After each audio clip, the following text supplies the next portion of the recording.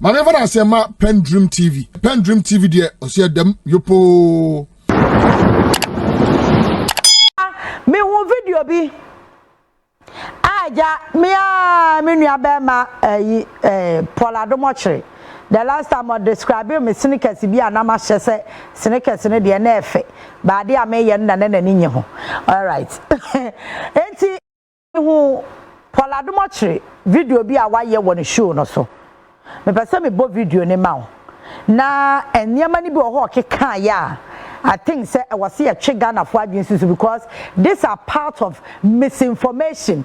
I NPP forces so be misinform me obi a enya hwe entia mra obi ka some ma false publication a enya hwe entia mra entia ma obi akwan no onya de oye entie say no ye nyina ye betimi ama false publication ye betimi aka nsem anim ye betimi aka de ye pese ye ka bia eni kwa sembra chi obi a sa system no na NPP for so mo running but when they were in office they were seriously against misinformation and a false publication no mo cheche nkrofo kidnapping nkrofo ka ho ebu akwa wo mo eko handpick nipa no na wo mo de ne nam nya we na no anya arrest o ye fa nipa no kwa nkọ court ne de ne nam no ma atocha nipa na wo mo bra no ma ko yina to atwene kwa ne nyina besi atwam o ne nyina besi atwam. Now listen to Adom Otchere asama o kan won show so. People are going to ask Alabi to stop campaigning because it's not campaign time. Mustafa Gbande says, who has said we are going to any election? You are not going to election. People are having meetings. Monies have been paid. Budgets have been done. Forson's PR campaign is $30 million, we have been told. It's a major issue going on. Forson goes to the office today. He's not thinking about you and I. Oh, he sorted out Bank of Ghana. He's giving you low inflation. Forget about it, Charlie. Let's move on. What are we doing? Which constituencies do we have? And they are working. They are working because they want to unseat a giant, which is Johnson Asedun Katia, who is obviously in the lead. That's our candidate is in the lead. But it's not going to be a walk in the park. It's not going to be a bed of roses. It's going to be very difficult, extremely difficult. So yes, Alabi. People are going to ask Alabi to stop campaigning because it's not campaign time. Mustafa Gbande says, who has said we are going to any election? You are not going to election. People are having meetings. Monies have been paid. Budgets have been done. Forson's PR campaign is $30 million, we have been told. It's a major issue going on. Forson goes to the office today. He's not thinking about you and I. Oh, he sorted out Bank of Ghana. He's giving you low inflation. Forget about it, Charlie. Let's move on. What are we doing? Which constituencies do we have? And they are working. They are working because they want to unseat a giant, which is Johnson Asedun Katia, who is obviously in the lead. That's our candidate is in the lead. But it's not going to be a walk in the park. It's not going to be a bed of roses. It's going to be very difficult, extremely difficult. So yes, Alabi. All right, so I don't know whoever has paid Adom Otchere to peddle this misinformation. And you see, some of these things, when you do it, now we'll create avenue before a certain things. You see, oba pre flag bearer. Enti mesra wo Adom Otchere CID for frel. No mo bisa wo say, sa $38 million na wo kan wasem say, Force ye twade ato wo de money campaign PR team wo se hwan no. For evidence bra wo benya. Why ya check Adom Otchere CID na ebisa ne say. The evidence kire say, honorable Forson ayi $30 million. I don't know CIDs and dollars. Bo video ni bi mame. Me pese me tie figure na nkasa. Bo video ni ma me pese Ghana 40 ade. Misinformation o. Asem no aka no onim ho evidence o. But oka. Listen to him again. Say, oh God. People are going to ask Alabi to stop campaigning because it's not campaign time. Mustafa Gbande says, who has said we are going to any election? You are not going to election. People are having meetings. Monies have been paid. Budgets have been done. Forson's PR campaign is $30 million, we have been told. It's a major issue going on. Forson goes to the office today. He's not thinking about you and I. Oh, he sorted out Bank of Ghana. He's giving you low inflation. Forget about it, Charlie. Let's move on. What are we doing? Which constituencies do we have? And they are working. They are working because they want to unseat a giant, which is Johnson Asedun Katia, who is obviously in the lead. That's our candidate is in the lead. But it's not going to be a walk in the park. It's not going to be a bed of roses. It's going to be very difficult, extremely difficult. So yes, Alabi. perhaps going to ask Alabi to stop campaigning because it's not campaign time. Mustafa Gbande says, who has said we are going to any election? You are not going to election. People are having meetings. Monies have been paid. Budgets have been done. Kesela Forson's PR campaign is $30 million, we have been told. It's a major issue is going on. You have been told, no, why not catch them? According to Adom Otchere, he has been told, say, Honorable Atto Forson campaign PR on Kwano, $30 million. Why not catch us and the channel? And it's CID no near Adom Otchere. I was CID near catch and say, ni power about our information, no, Bonidi. Near us, Adom Otchere, Ebenyo, Bia Bonidi, or no man is information now. And now so one wabonitim so bisu na man information and ya bisa oni pakron so say onya evidence and now who wa he say ye $30 million.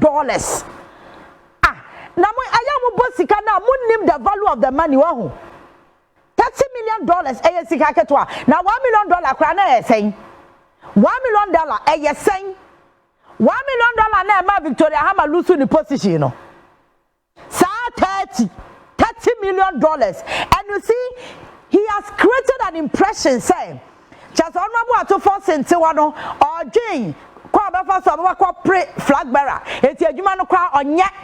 That is the impression he's creating. Or he creating impression is on yet Juma. And see, was it Honorable Atto Forson court officer? Onya Ghana ni no Jane because according to him no just a low inflation about from dollar stabilize what next onya dwuma bia biem to akwa officer de Otchere and then the ceremony akwa kakra be show ho senior brame kakra na mini why $30 million. Do you know what you are talking about? This is a clear example of misinformation, false publication. But what cheap Adom Otchere see ya NPP for baba be bochemku no ma free pro Adom Otchere. But all information on there to abonte no false information. Asem no kan woni evidence bia o or kan keke. So bin so na ka asem ne kire no a one verifying point hu say asem na nipa na ka kire no no so aye no kora na say enye no kore. And all creating impression be dia to Ghana for tirim say Atto Forson kwa adwuma enye Ghana for no wadwen wo ho. They created a first impression say Honorable Atto Forson release budget and for my ministries in adwuma because Nadia says some of the ministers and appointees you know and when the Jehu say one bekwa contest and teacher say all suppress it. Ama wamos ministry no enya sika mfa nya adwuma or suppress o ministry no ti sika kra anko. That was the first impression we can make create to system nim. That day I asked myself a simple question say Honorable Atto Forson is just an appointee by President Mahama. So the president of the republic now onu ni tida ballot paper so na Ghana for ye two abama no eti wono no sabin predua so betena se ayanhwe han sab Atto Forson per president yadi eti minister of agric pesika na sika wokwa e woso mu yidi yankokwa nketenkete a na wa ma ye ama abama binu ma wi bia ma ma to bi yemfa sika nkonkoye feed Ghana ya fasika nkoye President Mahama na mu na wagina simpie so say yema fertilizer free. The last time I kwa kontom na cocoa farmers na me no mo kasa ye no omo machine products ba kwa ye fa no cocoa set eno amo se ba ko eye 100 cedis e se mu 12 e wo box nim e just box ba ko eye 1200 sa cocoa set ne fertilizer ne chemicals a cocoa akuafo ni hia wo mo de be ye adwuma ni nyina no e ko Pacho Sikane wa free hinda koi. And the Minister of Finance one free koi. So the first created an impression say Honorable Atto Forson episode play flag bearer ministries na emu ministers kwa was ambition ni bi no or starve wo mo. And I'm sure say keka sansam na one was said Adom Otchere sudi be fam. And Atto Forson kwa adwuma onya adwuma. And Okwanya Ghana ni no wadwe ne ho wati $30 million and the money campaign PR team and omunam they are working as people are working and you see the confidence that he used to speak lies or didn't throw but in the midst of the lies you see the confidence. The last time and rather me catcher will show you to say NPP is consistent when it comes to lies. MPP betimi start say wo twa ntro ne obeya consistent one tro ne ho akosi say asam ne baba beya nokra woni pasum. That is MPP for you. Asam we can no obi abu MPP for bu afu, but that is your character. One agenda na Adom Otchere was starting no agenda. Opeso ya ayam tro opeso kan tro na never done no cry. Yase wunya bibi mma wase ayenya bone kro no adwumaden a to Forson eye bi wa kwa na dwoba 11 12 no da so office a o ye adwuma ni nyina ne se kwan obefa so o benya sika a stabilize economy no ministry se benya sika. Me ba se ministry bi ba abontin na no me be ka kire yen say even first quarter sika nkoi. Because you see, Adia Adom Otchere eye no. Adia no eye no kwa was say yen in such a way say on sign crown from running to two. You know why? Ya kind budget wa Ghana. Ya chicha Ghana ye quarter ni 4. Ya first quarter, second quarter, third quarter, ya last quarter. It's ya 3 months. It's every 3 months biano. Sika was a ministry no. Na sika no ko. Because some yes, sir. I find a year around 20 sapo any abre or digit tax into a no digit tax in another one. And I'm yes, and when yakaka now to Forson album modern no disbursing their ministries, any agencies no I year 20 sapo as I cost atibium, no digit taxes na no bois, no master disbursing. And honorable to Forson a year, dear Biama Ghana for ye ni any yaso and shed down call home. Eh, wasn't by now, can you see that concon? Yes, you too pada. You bought a bomb match and send your yes son a sorrow. Bessin that when Mr. Ghana and Cobo was here. Bessin the yam in the Wuka saying, Ghana and Cobo was here. Unlike an offerata no Timiko zero bond, not the American can watch a party. So I come up with yam and a bossian into your party. No, the Sikana be read a room. No, the Sikana win a room. Or we are no Jania Quatina baby, I rena, what than a refugee. Atu Forson ba ya keka kwa 2 years Ghana buying kobo busia wa baby sempwa kapreteku big push project awu nyina is funded by government of Ghana. It is because some fiscal discipline na ya ka ho asem no Atu Forson making sure say eye adwuma value for money office bill ya call parliament ya NPP so sorry tia say wo mo mpene no ne first why ye benya ne bi no because answer na ministry bi ebe call finance ministry say ya mame be budget allocation body ma me mo ma me sika no Atu Forson si wanya commitment authorization kwa sika ne ya fa ma ho ya de ma no kwa ne ya kire say ade we na wo request ye fa sika no koye. And that's the reason why we have misapplication of funds. So I brought for Cassia misappropriation. Now, PPM Public Accounts Committee. No, so say under the watch of Atu Forson, we need commitment authorization. Yeah, Mawusika. Making sure say on minus sika sembe konanim. Adom Otchere na mudin tro asemo akakwoni onim ho mache wanti asem na se say mayam pussy agenda bi fanti Atu Forson keke. Na wo pesa wo ya agenda so a na mo ka de eye nokurempoe na fa ka wasem me se me pesa me ka asem fa Dr. Bawumia ho a me ka de eye nokure ena in fact me ka de onu amu aka me manufacture bibia mfiri ba bia kan to Dr. Bawumia so ade bia maka fa Dr. Bawumia bia ho no eye de onu ananum apiaba because catch me say why Palugu dam $12 million na me be ka wa ha enye me na me ka dia fare no ho onu nanum asem a watira radio so aka say wa mo de $12 million akoya Palugu dam eti me ka che Dr. Bawumia say ya $12 million no e wo he a me mfa asem nto ne so e yo onu nanum asem o ka ya ne ya bisa no kosa me ka che Dr. Bawumia say wo ka so be si toilet ene wo tramodin wa ahwan bath ewa agbogbosi wan si a me pa twa nyam na me ko gina agbogbosi ko hye sa abo no Bawumia na asisa mo ya mo ye wi mo be dware o mo se ai eti ye be si otramodin toilet ye be si otramodin washroom owi a na o ka wi ye obruburu na num wi ade no ye so anye me ka we ye nya agenda e yo no ananum asem PDS scandal e ba ye nyina Bawumia na no otim ona no change guarantee ekwa wi a kire yesi we were mislead anyam na maka to Dr. Bawumia so ade a waye public record e da ho wadwe se wo agenda no would entro agenda and you are painting a picture say just at force kwa adwuma onya hwe do ato a ya ne se odwen kwa me ya kacha me say dia maka fa ba obi ahono me evidence me na me the video na beko e na ya me evidence because ye na num asem o kan ye nyam na me ka hye na no me tan video na me dia kwasa my lord Dr. Bawumia say wama ye significant project ewo north which is Palugu Dam. The amount involved is $12 million and nyam na me kan ye ono mu ne kan.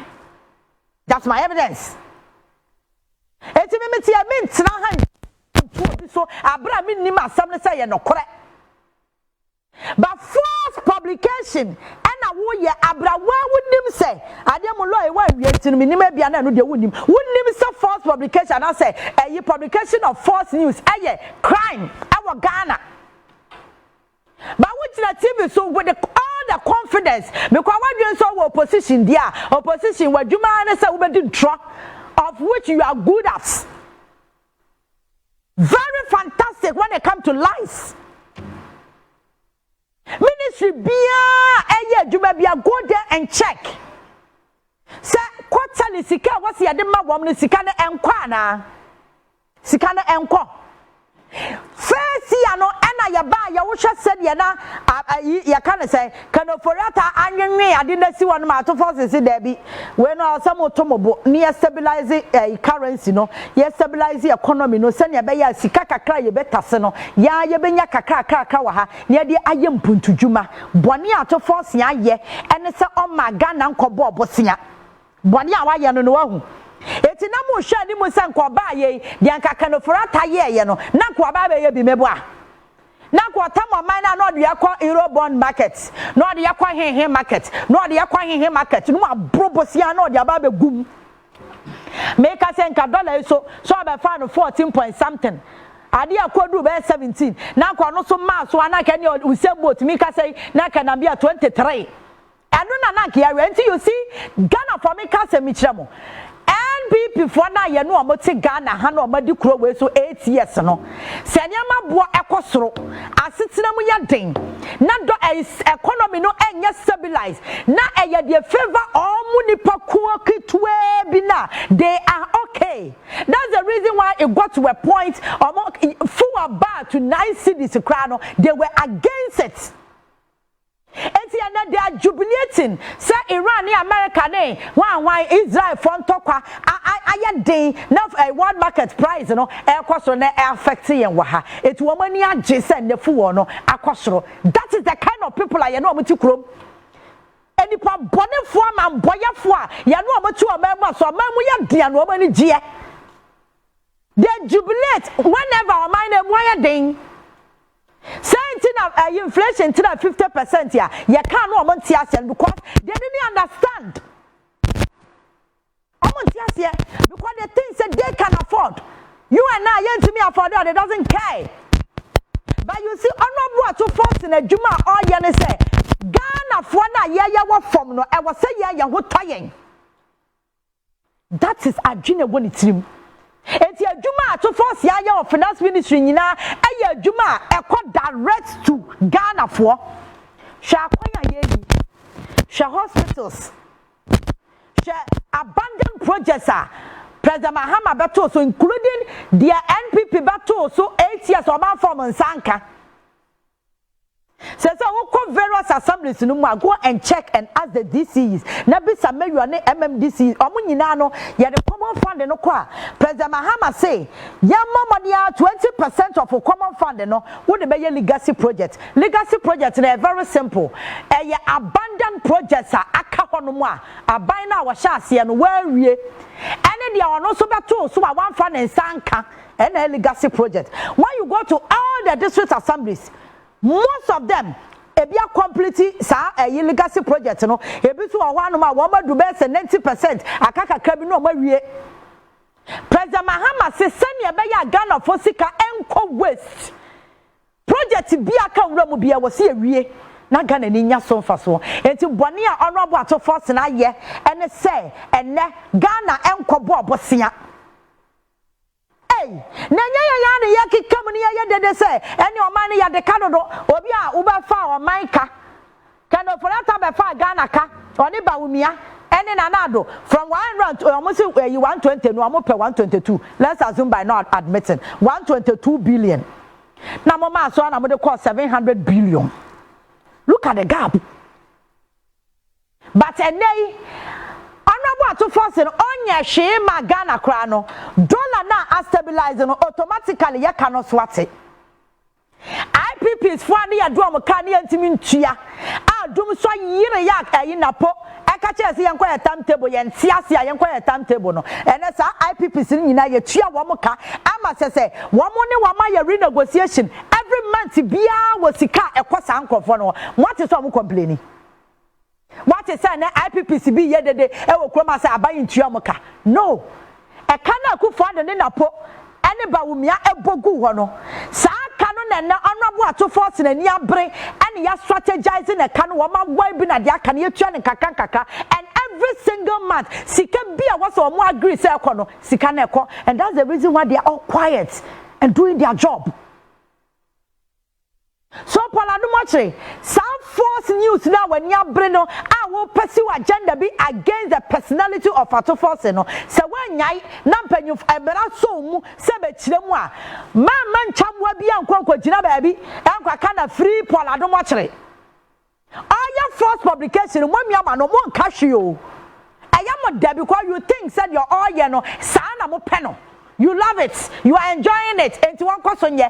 And not so the money will be selling to see ya. Now, my you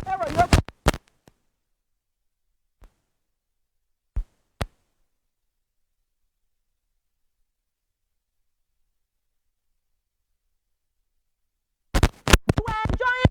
Move on. One question, I'm on the mall.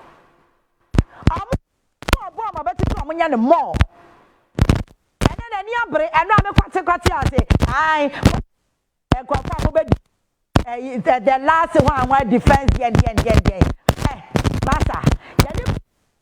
Master, we are not in for chemists. We are not in for chemists. And this is no what's here near catch us honorable to fast no quajuma or Yajuma on Jane Gun and Ibiaho or to when you're Jane say then and you see they are pushing a certain agenda. So I know will be anti minka, me and I catch them. MPP for national their pushy agenda be just to create a certain impression. And when this for him. Or my shall say a project to say a national chairman I said Dunkatia. And other candidates in a working against. One match the way agenda no match no mutuatum. Adia or more no, natural time I will move you. But one match that manufacture, what am I catch up said these people are more taxes beer or multi-man tro. When you pass some nanny power that he has and trono crano, no crack.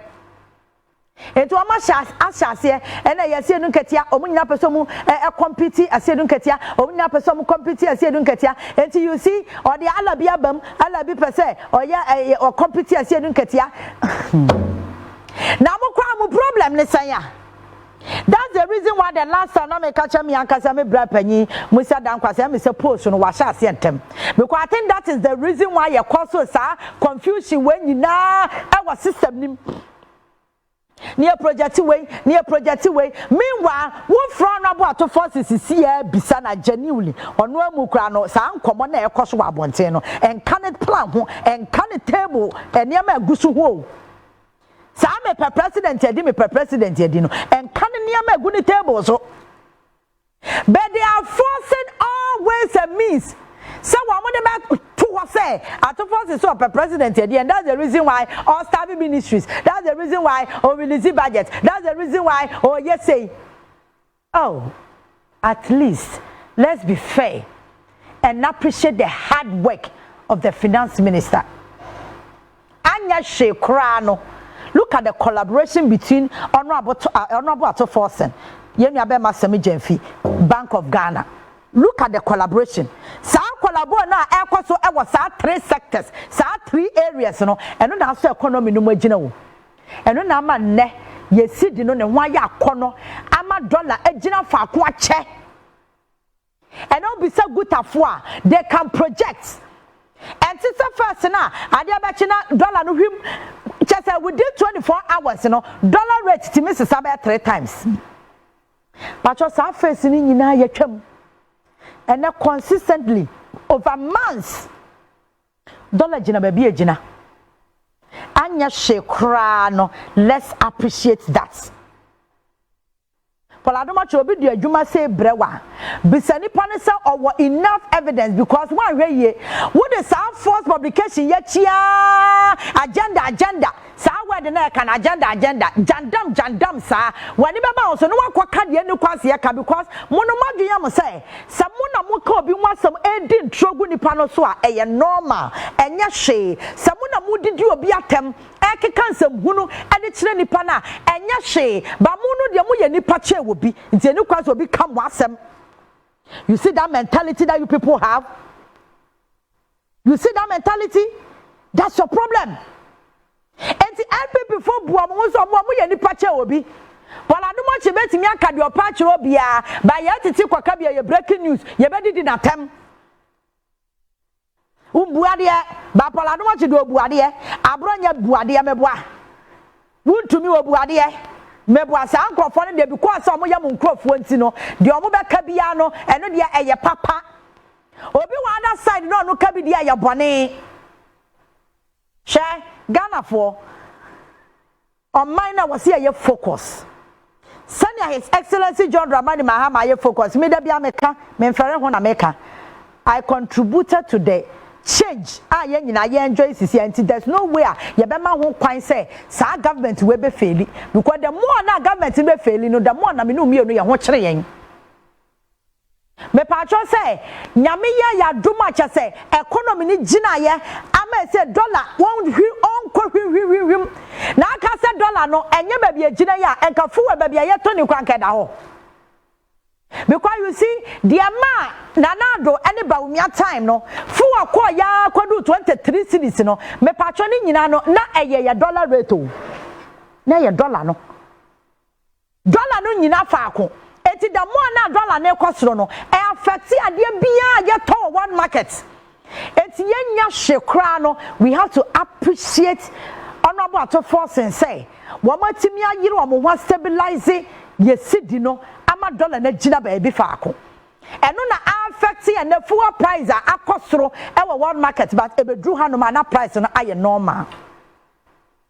Adom Otchere adia na wo ye na wani abre na wo di ntro na wo ni facts wo kano. I agree with you because in NPP mono dictionary mono false news and false publication is nothing.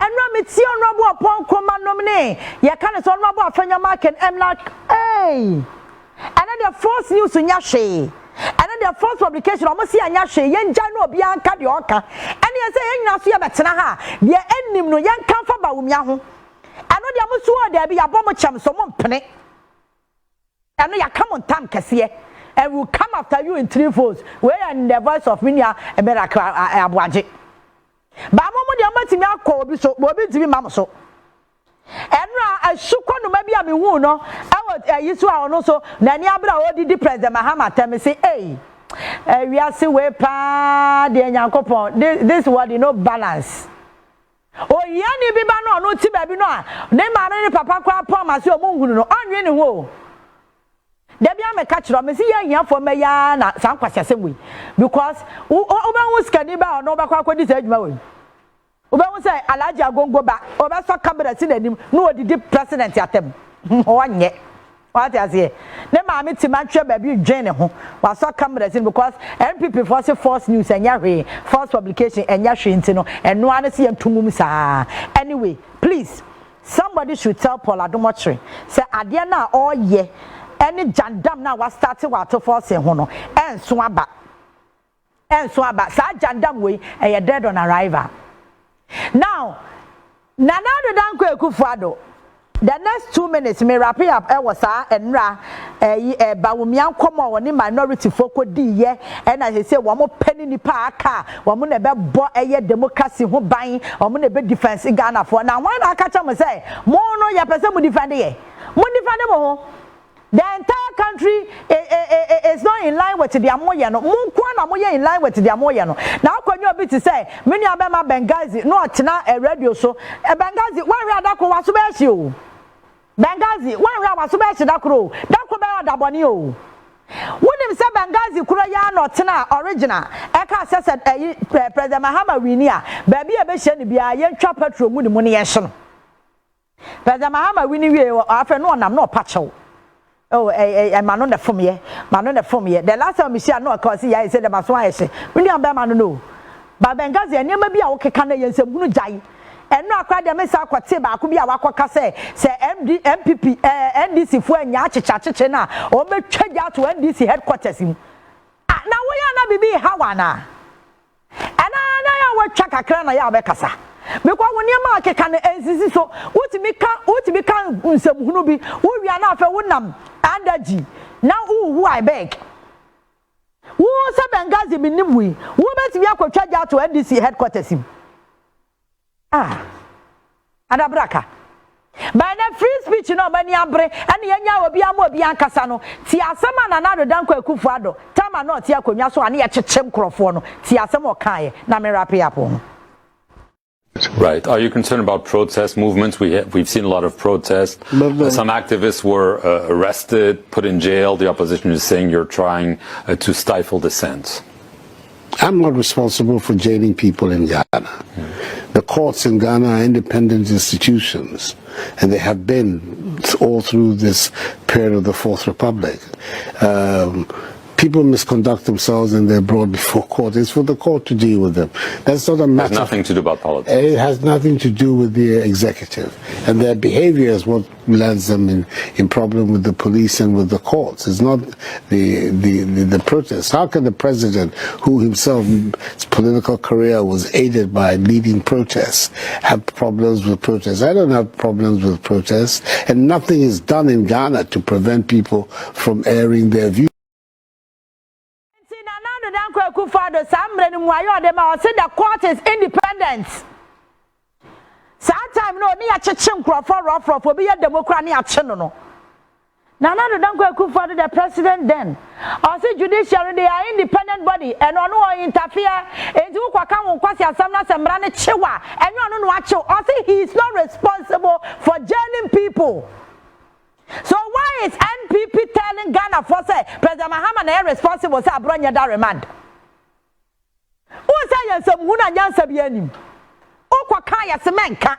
Nana do Danko Kufa the the same question. I say on you responsible for jailing people because the judiciary is an independent body. What change? Now listen to Honorable Afenyo Market, the same Afenyo Market who is addressing press conference today. The same Afenyo Market on this issue. See you know. I would want to say that it's a day to celebrate the judiciary. Yes, Mr. Speaker. Except that, Mr. Speaker, we have to be very consistent as a political class in our celebration of the judiciary. Mr. Speaker, I agree with the position taken by the Honorable Harry Idrisu. No executive arm of government can manipulate the judiciary arm of the realm. Mr. Speaker, it must never be said that the judiciary is under the control of the executive. Mr. Speaker, Honorable Harry Idrisu is a courtroom practitioner, just as I am. You were a courtroom practitioner. One of the things that we were taught at the bar was to accept the decisions of the court. And when we are not happy, we should go up. And that is how we enrich the law. Let us understand that. Davidson and Trasu be as a man on number of your market kai. It's I fed your mom here the court to Nakabium. Also, about your press conference, no more point training. This is the same Afanya Markino. Our Casamia the town fit out Kogunikom, just what can you say? We don't know, just a friend of mine can you say, or we are singing, or carry any other town fit a good comb. ni e bona baso why ade because amre no na dwen kire ne say or control court na enti na dwen kire so obi control court no the same court now honorable Afanyamaki Gina Parliament I can say they have been taught since I court na court to can some now when the court ne nya adwen po you have to agree what should I want to go back to court.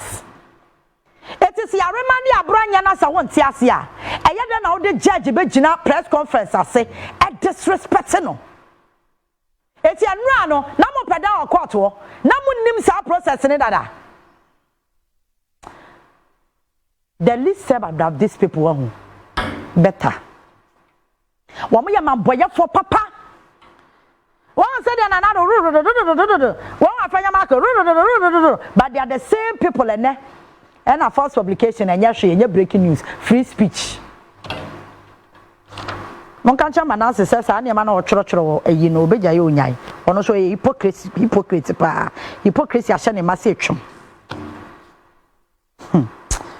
Ghana pen abeti my so they just want to omuni ade papa bi omodo mabrabo be ye na ya wona watena oman mu for emfie nwotwe na watete oman na sere na abasa eka na ye di ja oman no ebo ekro no a se be yenhu bi da to the stand say edru ba bi na Ghana ho enya kono nchen no mbetena ye no eni ewo se ombetena se anu omo ho apologize to the people of this country no we say Kroma is so easy to do NDC MPP equalization and obenye nipa mo di wachi.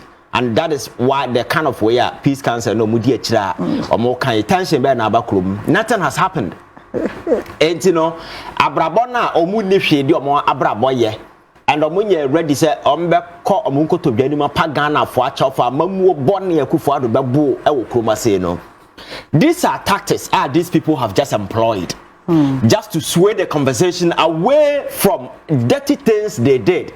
The accountability as a government, a hold you more accountable. Because for the past 1 week in here, look at the topic we are discussing. And yet, a certain climate of intimidation has been activated under John Mahama. The question is, it's a climate of intimidation will come and can Semhuna. You see, a Brante Mustafa why can say, or never Ghana, I ungovernable, and free speech, they are criminalized or her, and that guy should be in jail. Because statements and all kind are treasonable. This is a whole republic, and he's threatening, say they will make this country ungovernable. And it's not the first time we make it this particular way. Yeah, 2010. So this is an unholy strategy. These people have just employed, because when it comes to policy options, there is nothing sensible to communicate. When it comes to track record, it's so dirty, there is nothing. I'll bet me a cat. Enti omo ka se NDC anasa John Mahama tieto omo fa ahodie so a then you drive the conversation from policy line to some kind of sympathy arena. So all that the MPP is doing today is fiction, or your friend is saying on something fiction for that emotional support from the people of this country. But they've forgotten what they did and how things play. Nema no mo kasa yache hwan ne hwan ni padodo se no mo ache omo a enu nti betimi akasa climate of intimidation e koso okroma saying yete hayi Ghana for bu afusa amanfo tena okroma de oman sika bon kwase akoro no okroma people expect them kasa ankrofo nyina da jail. Has John Mahama imprisoned anybody? Not yet. So we be catch us a climate of intimidation okroma na intimidation ne ban. And some nipa no kano the last time betena catch us some of the issues no be oha and yet necessary say police for kwachi nipa no be no because o kwachi nipa no nim nyansa but with the state resources na kwachi no highlight no amana be hero because for them yachewa the flag bearer who is a shadow sponsor of this nonsense will come to your house and we be commiserated with you because you here Abra will be threatening the sitting president. He went to the gentleman's house and today people are motivated to be saying these things. I'll be the last person to say yes,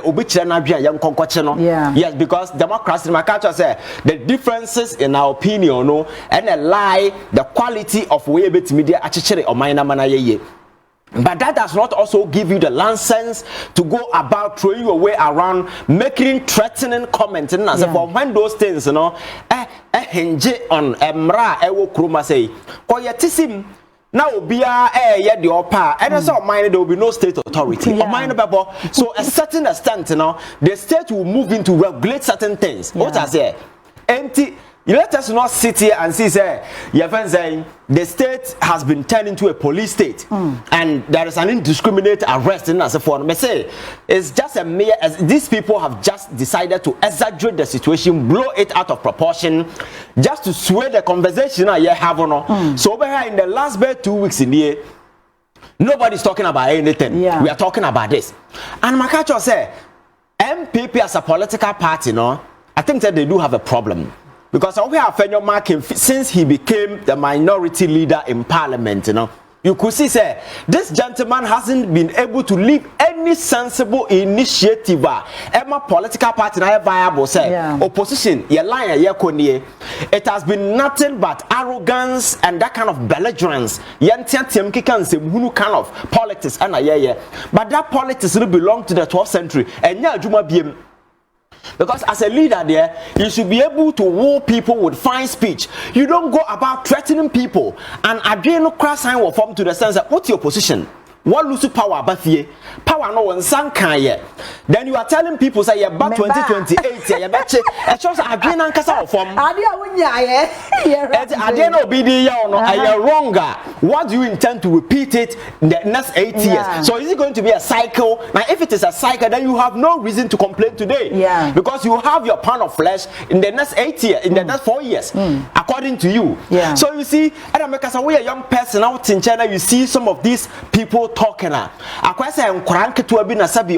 stage it's so frustrating, and sometimes you understand why politics are sinking so low in this particular country, because these are the inferior minds that are leading political parties. The events are driving conversation and making a case. Our media, everybody will follow. It's very shameful. And this same Afenyo Marking in an is saying Sam George call ne interview. Your friend say I'll call share committee now omu bisa no as a ministerial vetting committee He was very particular about Sam George in Sema waka about the judiciary. And then onu betimi catch obi say judge be a cromfo. Somebody who could get the Supreme Court and panel on Friday within 6 hours, ruling in his favor. Such a character today has the infantry to be going about chastising Obi. Nasabi, the omode ya bronye na sefo and you should not be the person to be talking about it if you have a sense of shame. This is what I'm saying, that these are jump over Ghanaians. Among riding so foolishly on a cheap boat to the source of their own distraction. They don't even know what they are doing, because these are people who have benefited from an era of judicial tyranny and kasa, judicial perjury. Why a beneficiary? Yet everybody was concerned about the climate of your friend saying judicial incompetence and also to the sense area na judiciary at that time may not criticize it. We were expecting them to join us so that we can equally condemn if something goes wrong. Now, Joker, you were benefiting from that particular thing, and today now you think things are not going in your favor. You want the general public to come to your favor. It means that you are not a serious mind. You understand? So for me, I think that you continue to see these guys as jokers. Now we are Ghana here. You should be worried, because these are people. These are the inferior minds leading the political conversation in this particular country. And unfortunately, but we don't sit down to ask the critical. It was unnecessary. You don't arrest a big because I say doom. So when indeed light you doom cover, you may disagree, you may agree with him. That is because you allow people. But there are other instances. For instance, Abronya de Yawa Cotton catcher judge said judge a bride. Judge NDC ni judge yes no. You are one person I was single out. And I would attempt na would hinge on the sacred authority judge and then authority no the ruling. It is the judicial authority to prosecute a man for. So you are impugning that particular authority. It is not the judge, rather it is the authority of the state. Me security I won't say anything. But it's not everybody who allows some of these things to go. You understand? So it is not as if nothing has happened. And Sanka, these people, if they are smart and very intelligent, the first thing they should have done was to condemn those reckless, irresponsible, foolish comments from their people. But Panimfona are rather making extremely foolish comments. I find marking someone Namoki Abronya Crad, and this person calls himself a leader of a political party. You ask yourself, so what is the future of this particular political party? If the leader can be talking foolishly more than Nipana or say then it tells you that the political party has a problem. Because what lose political power now but China. Yeah, Makacho said the first thing you do is to connect with the people. Sabaya sympathy game where or more people will easily, because unless you build a bridge, you cannot connect to the people. As it stands now, who can't Ghana for Sebi, who from Ghana for they are pretending everything is okay, and this year, but yes, you sim. But Ghana for you fear near my cost of catch us and Akufo, I don't know. What is some an interview now? Okay. So open nipa mo di nipa bonia na no Kevin Taylor ne Kufuor back and forth here cause I chanced on a video where President Kufuor catchere amanfo say or deny Rollins because na adan we emperor I will be Rollins catchere Rollins so disappointed. Rollins catchere say we are incompetent our abontinti. That was the reason why you deny him. That was very childish. Very, very, very childish. You don't make such comments. Because politics now, you're not being criticized. And at that time, he saw nothing wrong with it. No. Until a boy, a branch now, an interview, Bora Ray, Bisano. Say, until we have chance, I'll say there be. Now, Quabantina could do my Tamaba back and now talk or mine and him fear could go. Now, like I say, state to the media, no, a former vice president, he was entitled to those things, but he was denied because Rollins are China again. Jokers today, you have the infantry to come around telling people, say, free speech. Free speech, they are criminalized here. It started from this era. Akufo-Addo, then NC Okroma saying. Memakajo said, what is wrong yesterday, and you're wrong today. But those of us who criticized yesterday, have equally the moral power to criticize it today. But you, the beneficiary who saw nothing wrong with it, today you are not condemning. You turn around and say, and you're condemning as a politician. You see, you can entice your own foot soldiers. As Dodona thrive on emotions, but no single nyansa when you are activating this conversation. Because in politics, Makati is a comparative analysis, something you cannot throw away. So people will begin to ask you, say, more personally than I and Chinipa, when you kidnap a man for. The last time I ran here making Mammy or your airport to you kidnap or move a Kufuor pencil because I ran to social media could try the for president, the Kufuor or Twitter. Yako kidnapping. Nipa Ameswale Yankuno Kroma say. Ameswale was killed. These jokers. Afenyo Maki, where was he? Did he ever condemn people from his own political party and a threatening the catcher man for so Uhuna Bono Yakuno? Where was Afenyo Makin? And today these jokers are going around telling people what? And I'm a catcher say, you see, some of these things, you can convince inferior minds and emotional minds. They